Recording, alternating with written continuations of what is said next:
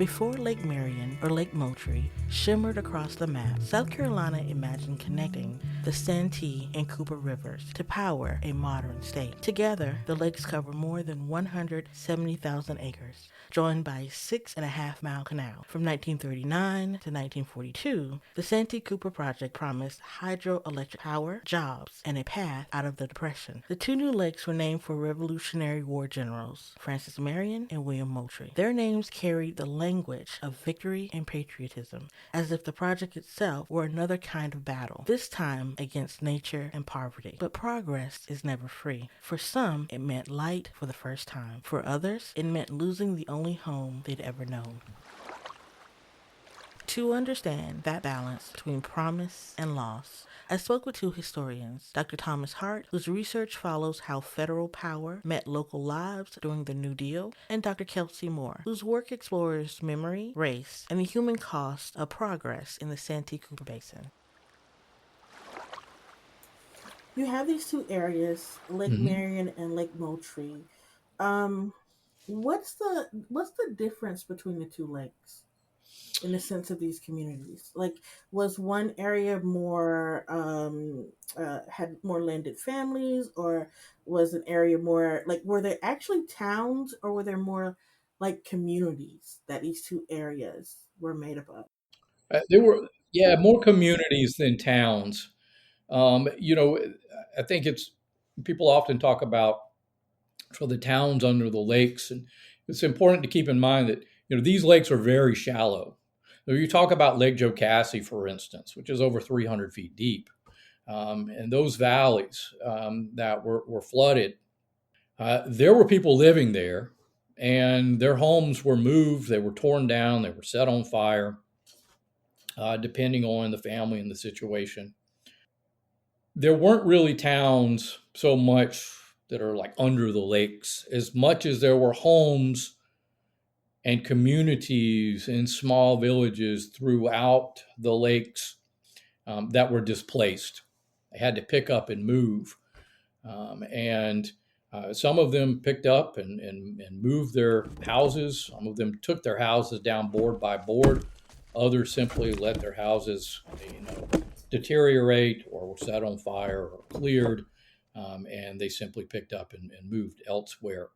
But regardless of whether they were what we think of as towns or whether we think of them as communities, there were still people with relationships to their neighbors, to their families, that all lived together, that now had to find a way to reinvent their lives after being displaced. And so that was very difficult. It was difficult for people that sharecropped. It was difficult for people that were tenant farmers who may have rented. It was difficult for people who owned 1 acre or 3 acres or 10 acres. And it was difficult for people that owned 1,000 or 2,000 acres. It obviously came down to, the amount of resources and your support network in terms of how successful you were after you were displaced. But it was, the loss of that sense of place that came along with not just the house, but the home, was something that, a job and the promise of electricity is not going to replace. Outsiders wrote about the region's poverty as proof that it needed saving. Photographers like Jack Delano and Dorothea Lange arrived to capture that story on film, often without asking who was telling it. And so, how did progressive thinkers of the time imagine this landscape, which was often called a wasteland or swampland? Actually, I want to read a quote from Samuel Lord Hyde, who ends up working as a chief investigator for the South Carolina Public Service Authority, which is now Santee Cooper. This is how he thought of the Black folks who lived in this area, because the Santee Cooper Basin was predominantly Black. I think they estimate that the population was 95% Black. So he says he says that the area was clear that it was in desperate economic condition, that the Black population lived in with rotten, weak, leaky roofs, crumbling chimneys, and it also, he made the argument that their living condition in the 1930s was proof that freedom, meaning like emancipation, was a tragedy because they could not take care of themselves. According to him, this is the idea that he and other people have about these rural Black populations. He made comments that they weren't self-sufficient, which actually is not true. Life in the basin for Black folks was actually very robust. Many things are happening for them. And the Santee Cooper Project, this is what he says: let us make the coming of the Santee Cooper Authority a blessing to the Negro population. So the Santee Cooper Project was supposed to be this blessing bestowed upon Black folks. They will be, ushered into modernity, because he also called them stationary and stagnant. That's actually not true. Black people are very much are part of what is happening across the country when it comes to how we think about like the 1930s period. In general, it's not, people are not just doing nothing there. So there's already this idea that Black folks are out of time, unmodern, this, and they live on this area. So it's a racialization of the space and also the people. Through their eyes, we see how the promise of modernization reached into rural South Carolina, bringing electricity, yes, but also judgment.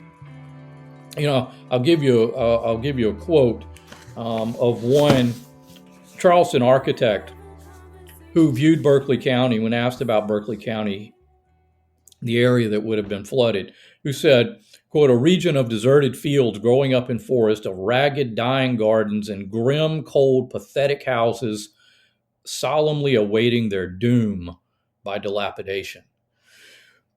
People had this vision that areas of the country that were rural and particularly did not have electricity, or that they deemed as being backwards, needed help. And so that was one of the selling points when it came to selling the project, not only to the people that lived there who might benefit from electricity, but for the people who lived outside of the region who said, yeah, electricity would be a great idea. We've got to get these people, living in the 20th century. Electricity was sold as salvation, proof that South Carolina could join the 20th century. But to justify the project, outsiders painted the Santee Basin as a wasteland in need of saving. It was a 1941 newspaper article, that described the area as having jungle-like growth and with deep and dark swamps. Even in that, there's racial connotations. I think it's very explicit. Again, they're not naming that mostly Black people live here, but they know that mostly Black people live here.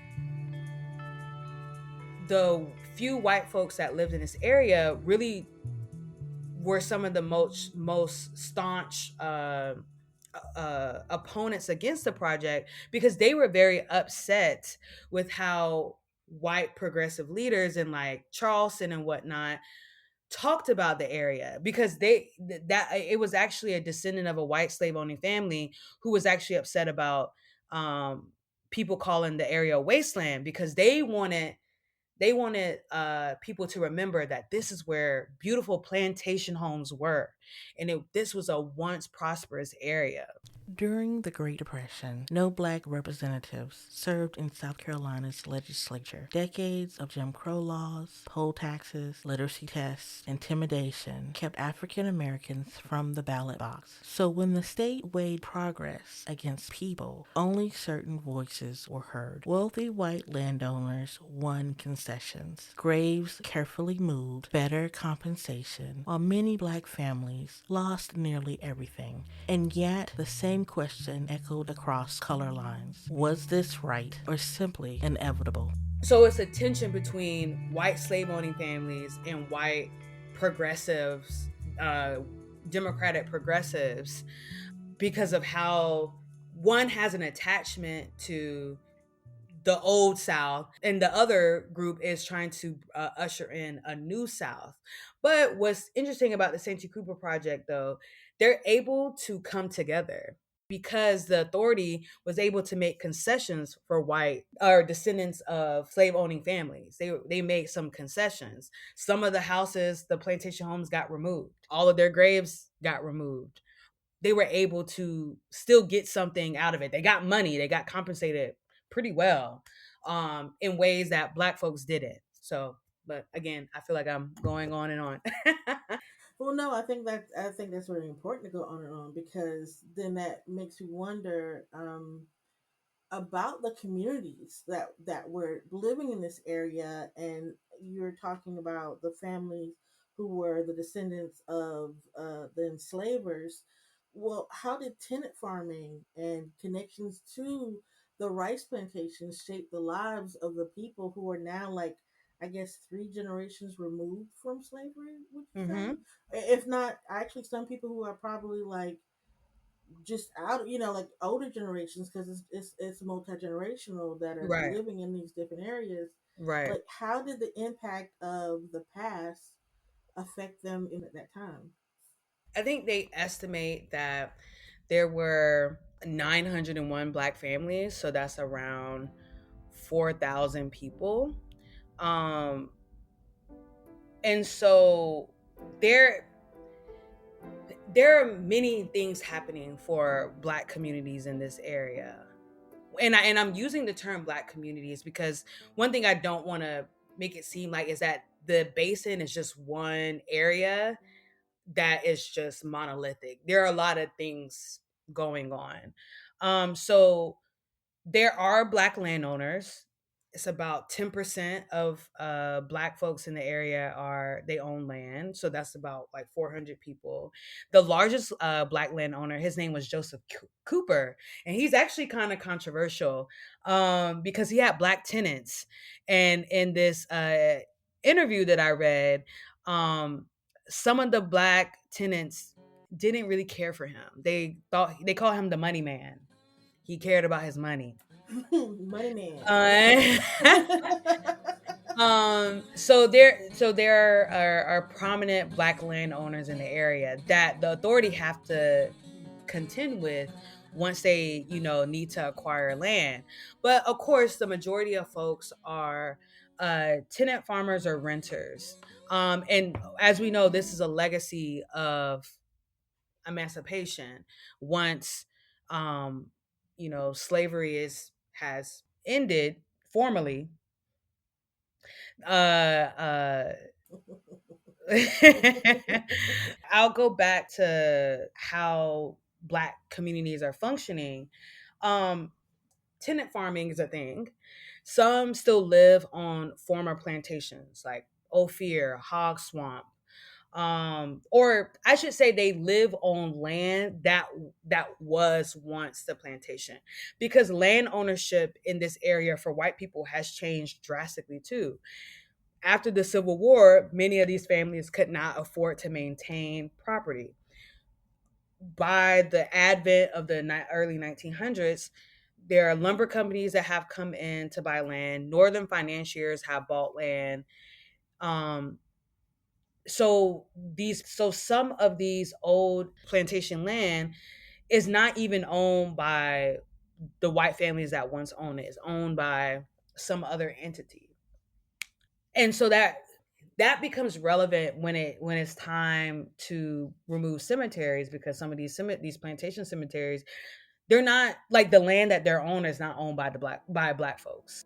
The story of identity in this region begins long before the lakes and long before emancipation. For Black families, freedom meant more than release from bondage. It meant the ongoing work of defining who they were in a world built to deny that freedom. For Indigenous people whose presence shaped this land for centuries, identity meant survival, holding on to memory, to place, and to story, even as both were taken away. And as these communities rebuilt, they did so along European settlers and their descendants, whose own idea about race, land, and belonging would shape the world that followed. Those layers of identity, Indigenous, Black, and European, still echo here in the ground, in the archives, and in the traces of communities now beneath the water. We're talking about Black communities in these spaces. Were there integrated communities as well? Were there people who were sharing the same experience? One thing that I hope to, do with this project is to talk a little Yeah. bit more about Mm-hmm. Indigenous communities in this area. But it's kind of a complex story, because as we know today, Indigenous people in this area still exist. But because during this time, Jim Crow is foreclosing on possibilities of how people identify, because Jim Crow is drawing and redrawing a color line. You're either white or you're Black. It is becoming very hard for people in this area to define themselves outside of those terms. And as we know, and being from the Carolinas, like, we know the Lumbee community exists, and the long history of how Lumbee comes to be. And I think that's a similar process for folks in the Santee Basin. When you, like, if you were to go look at census records, for example, I think in 1930 there are only 10 people in Orangeburg, in like, that is in this project area, that are defining themselves as Indian. That's the term that they're using on the paper. But we know that's not right. We know that there's way more than these few people that are defining that are, and then another place where people are defining themselves, their race, or what they consider their race to be, is on death certificates. You'll see people put, and this is a term that they are using, not me. They will put Croatan Indian on their death certificate. That's a few people that I wrote about. They do that. The Basin story isn't just black and white. It's woven from indigenous roots, European migrations, and centuries of survival on the same ground. Yet Jim Crow drew lines so sharp that whole identities blurred in the records, erased by a checkbox. There's intermixing of people in this area that has been going on for a very long time. And so there's intermixing of people. However, it's hard to, like, if you want me to say, like, if you were to ask me, Kelsey, who are the Indigenous people in this area, I couldn't tell you by name, in part because if I was to go look for the evidence of markers, that it's just not gonna be there. But people, sorry. I was going to say census records are wild. I have some family members that every decade their race changes. Yep, and that happens. We see that, right, They right, go right. from mulatto, or they. I mean, sometimes I wonder the names. I have two great grandmothers. Their names never spelled correctly in the census record. So sometimes I wonder about the census taker. Right. And one thing that has been, I've been more successful with is looking at surnames, because there are certain surnames that are associated with Indigenous people in the area. Because actually in the 80s, I believe there was an interview, someone did an interview with the chief of, I believe at the time it was called the White Oak Indian community that's in Holly Hill, that's right outside of where the Santee Cooper project was, and people in that area actually worked for a WPA who did the work for Santee Cooper. And in that interview he listed names like surnames as a way to know if people are indigenous or not. And so that has been fruitful. But again, it's like when you start looking at these names and you look for them on the census, you can't really, like, the numerator, who's to say, like, who's to say how the numerator is defining who's what and whatnot. And so all that to say is, like, there's another interview that I was reading where someone remembers a woman who, her name was, I believe, I want to say it was Bessie Brown.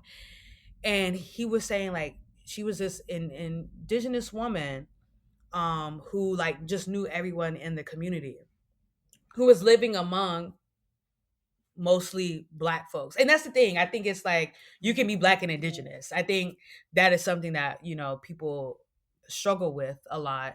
But when I did my search on her, in all of the records, the numerator at least is defining her as Black.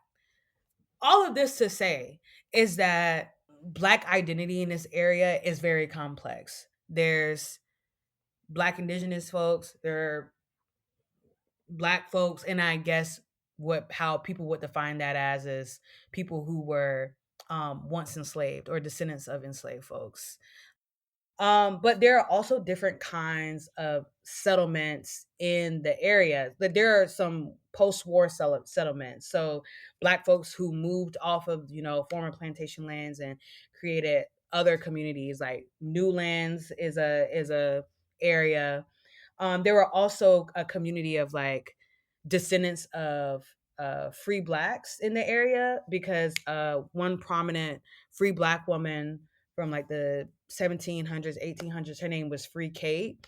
Her descendants are around what was known as Raccoon Hill Plantation, and in the 1930s, her descendants lived in what they called Coon Hill. And Coon Hill? Yeah, Coon Hill after Raccoon Hill The plantation. plantation. Yeah. Little raccoons down there, I guess. Right. Yeah, and that was part of, like, how what Black people hunted in the area. They hunted game like raccoon, like deer. A lot of different kinds of communities that are existing. Like I said, there's also white people that are existing in the area. Well, there were small farms and some old plantations. I mean, so this was essentially South Carolina's, you might also call it South Carolina's French district in a sense, because of the strong lineage of the French Huguenot families who had settled in the Cooper River watershed and along the Santee. Now, mixed in were people with Scott and English heritage. Can you talk about that? Because I don't think people understand how people have merged over decades or centuries, or how communities form. Like, I think sometimes that gets lost in the history lesson. It's not saying that, everybody held hands and everybody got along really well, but just that idea, like you talked about religion, like what was the religion in that area? It's fascinating to me to think about it, because again, growing up in South Carolina, I never knew about that. In fact, I just learned in talking about Lake Murray about the German and Swiss residents that there. I just always assumed that the South was made up of the Scottish and the Irish, or just Scot-Irish people who came down from Pennsylvania. Well, and that was a large part of it. And so by the time you get, and in fact, in Berkeley County, you have a large, Welsh population that resettled parts of Berkeley County, upper Berkeley County. You have German Swiss as well. I've got ancestry that's Welsh and German, German Swiss and English and Scott Irish, and all mixed, and so it's all sort of mixed in there. But yeah, it's interesting. The French, these were French Protestants, Huguenots, or largely it's been anglicized in South Carolina, Huguenots, who fled persecution of Louis XIV during the edict of after his revocation of the Edict of Nantes, 1685, and they settled in various parts of North America. Some of them settled up the Hudson River around New Paltz. Others came to Charleston. They settled along the Santee River, and then also in the upper portions, some degree the lower portions, but particularly the upper portions of the Cooper River in that area. And so there was a heavy influence of French ancestry, particularly seen in the last names, the Ravenels, the Porchets, the Gaillards, that predominated in many of those areas. And so you have kind of the religious aspect of, the migration and people that found refuge.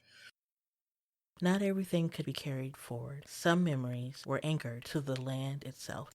I want to kind of lay out like the complexity of churches and cemeteries in this area. One, churches are not the only places and signifiers of Black religiosity for folks in the area. We already know from Reconstruction era throughout the early 20th century, Black church life is expanding across the South. That's just a part of the larger history, and that is also true of what Black people in this area are doing. And so there's a lot of different denominations in this area. There's AME, there's holiness churches, of course there's Baptist churches. So there's so much happening with churches, but also there are things happening that are not like in brick and mortar religious institutions. And namely, this area has a long legacy of what we might understand of hoodoo and conjure. And that's controversial for some people, but just historically speaking, enslaved West and West Central Africans came to this area with ideas about religion that were not rooted in Christianity. And I also want to add that, as we know, a lot of enslaved Africans were also Muslim. So there's already a robust, religious life happening for enslaved Africans in general. They have their own indigenous practices. Christianity is becoming a thing in West Central Africa because of the Portuguese colonization of the area. We know that Islam exists in the Senegambia area during the slave trade. So people are coming to the Americas with very complex ideas about religion.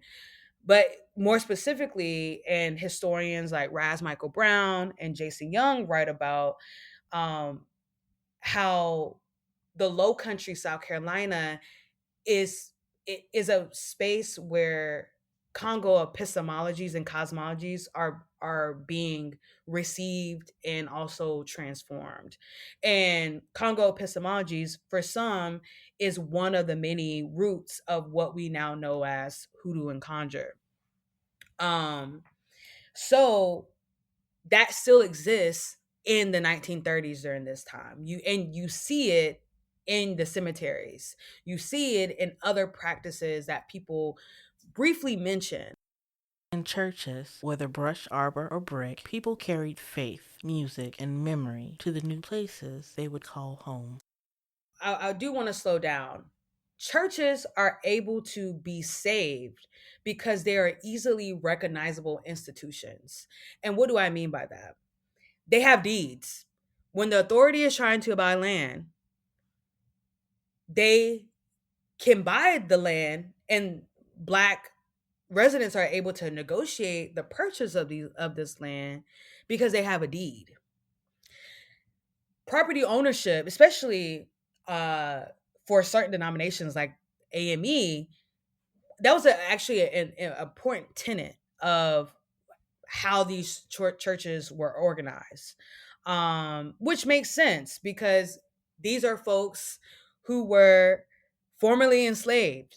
They understand the value of property and what property can mean. Also, this is during a time where Black folks' ideas around land ownership is expanding and growing. So churches become wrapped up in that. It's harder to save Black cemeteries, which I would argue is probably a more difficult Black institution to save, precisely because it's hard to figure out who owns a cemetery. Who owns a cemetery? Like, what about a cemetery do you own? Is it the land that you own? Is it the remains that you own? Because, like I said, a lot of these plantation cemeteries, because the majority of cemeteries, in Black cemeteries in this area, were on plantations. A lot of these plantations, or the land that is owned, is now owned by somebody else, or the white slave owning families. Black people don't own that land. They own the remains. If we're gonna say that remains can be owned. So it's a lot harder to defend that cultural institution because you don't have an easily recognizable, tangible thing that the state can, use to convey or whatnot. And so that's how, or one thing that I'm interested in, that's how Black churches become easily recognizable as the most important institution of Black religiosity, is because it's able to withstand these changes because of they have a deed. That's not the same for these Black cemeteries. They can't withstand the change because they're not recognized as protected property, just in a legal sense. You have a question? It looks like you're Yeah, it's like no. I was like, I don't want to interrupt your train of thought, but I'm just thinking about when you were talking about tangible connections and deeds, and there a church has a physical presence that can be moved, mm-hmm. like a community can be moved. But there's also other things that are intangible that you can't really justify, because even though a community can be moved, it's not really the same in the same space. It doesn't Right, fill up that same presence. So you right. have like these religions that were brought over in the slave trade, and then they grew and adapt, right? Mm-hmm. They adapted them into this new world that they had to like justify in their minds, like, why is this happening to me, or how do I survive it? Mm-hmm. And then there's freedom after what, 400 years. And we say freedom, this is why we laughed earlier, because Right. we know what slavery turned into, because it Right, wasn't just like, oh, you're free, now it's another name. right. Freedom then changes, like, are you really free? Because Yeah, where do who you go? knows? Right. Exactly. Mm. And so then now you have like, you're like living, you're thriving to the best of your ability in this new space, in your new reality of being freed. And you're like 3 generations removed from this, but not really. And then you're asked to move again. Mm. And you're asked to take those things, that you thought, like, when people, I think, make places and spaces, it's a way to be rooted and to be a part of the land. Mm-hmm. But then when you have to remove those things, and you made a good point about like who really owns a cemetery. I just thought, like, because churches, and you have to, like, modern day churches, you have to pay a fee for certain churches Mm-hmm. in order to be even buried there. Mm-hmm. I just assumed that, oh, well, it's the church that owns it, but I guess it's not the church that really owns Yeah. it. And like you said, the bodies of, they're like, what do they own? Do they just Right. own the land?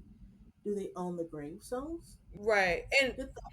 And there are church cemeteries in this area, but they only come after emancipation. Like I said, the bulk of cemeteries are plantation cemeteries, and some people stop burying their people in plantation cemeteries. I think the move to stop burying, at plantation cemeteries to church cemeteries, I think is a part of this, maybe a larger desire to, or Black people's desire in what we now call uplift when we think about the early 20th century, maybe a moving past slavery. But again, the majority of people, a lot of people are still burying at these plantation cemeteries. And yeah, it's like, I want to go back to the point that you made about the intangibility of a place like a cemetery. And it's not intangible because there's nothing there. It's like the importance of a Black cemetery or a plantation cemetery is precisely what you said. This is a place of ancestral connection. You can't you can't grab that. That is only something that can be cultivated through tending to the land, to tend to the dead, which tends to the living. That is something that you just can't pick up and move, because I mean, they do reinter bodies, some bodies, but the process isn't the same. When you bury someone the first time, 9 times out of 10 in the basin at this time, undertakers are family members or community members. Most people are not going to a funeral home to get this done.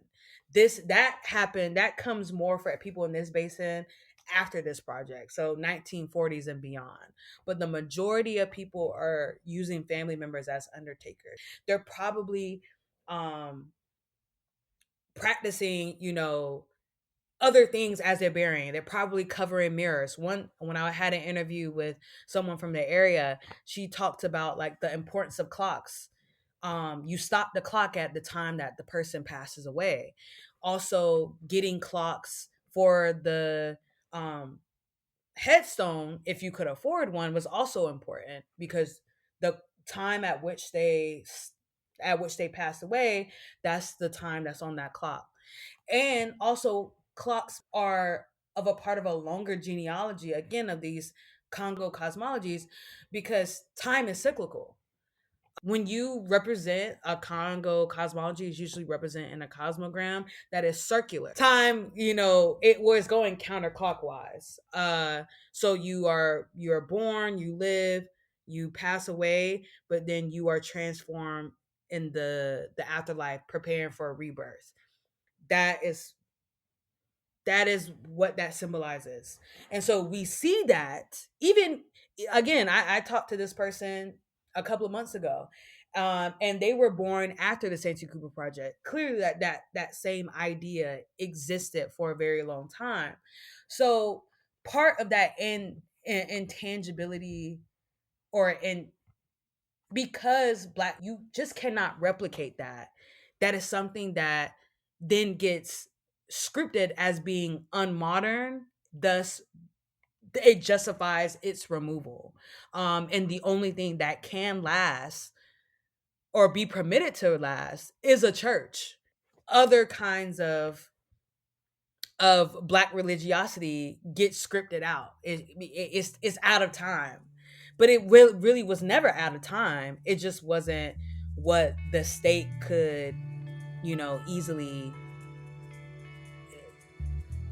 easily transform for its purposes.